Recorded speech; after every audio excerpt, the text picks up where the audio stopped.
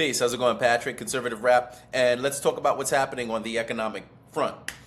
Trump is, of course, destroying the slave financial system that we've been under for the last almost an entire generation. If you look at 1913 being the establishment of the Federal Reserve, and then we've been taught to pay taxes, if you think of it. We've been taught that inflation is normal. And now, with the parallel economy being built, you have all of that being questioned. So I'll go through a few clips and let's just take a look. First up is going to be on Zero Hedge. Democrats know their constituents can't reach charts. Another gotcha moment by X on Democrats has backfired, revealing that their political strategists, whoever handles their social media, lack the most basic chart reading and graph reading skills. However, X users basically put them on blast. What they were talking about was, let's be honest, this is the Senate Majority PAC, which is a leftist organization. Republicans don't care about the price of beef because they don't answer to working Americans. But if you look, the inclines were primarily during leftist leaders. Let me see if I can zoom in on this. This is the chart that they showed with that rationale. So you see, it goes to show you they don't believe in the sophistication of their own populace. Let me see if I can exit this. I'm going to go back. And here's some commentators on X putting this out. A better question is there a single Democrat capable of telling the truth? They're not idiots, they're partisans. They'll lie, cheat, and steal to stay in power. The last 8 years have been able to prove that. Next on X, you probably have heard of this. I'm going to share this tab instead. Trump boom. Fed rate cuts 25 points and launches 40 billion monthly treasury buys. Analysts say that the move boosts lending, lowers borrowing cuts, and lifts stocks in crypto as Trump economy surges.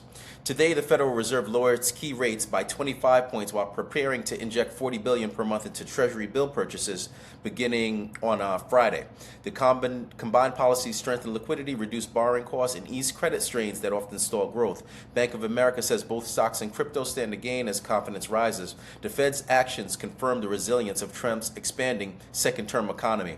So remember, there's an affordability crisis, quote unquote, in 2025 as we shift into the one big beautiful bill taking place, and 2026 with the new Fed chair, you're going to be looking at an entirely different scenario.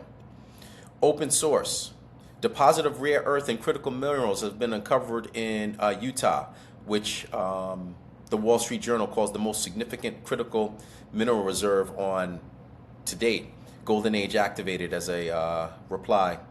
And next, also on Truth, another kind of example, right? The United States government's Trump Gold Card is here today. A direct path to citizenship for all qualified and vetted people. Our great American companies can finally keep their valuable talent. Live site opens in 30 minutes from this post, which was last week, and it links to the site. This is going to be millions and millions of dollars pouring into the United States. Red state. Let's move forward, share this tab instead. The affordable crisis is not a hoax. It's an existential threat to the American dream.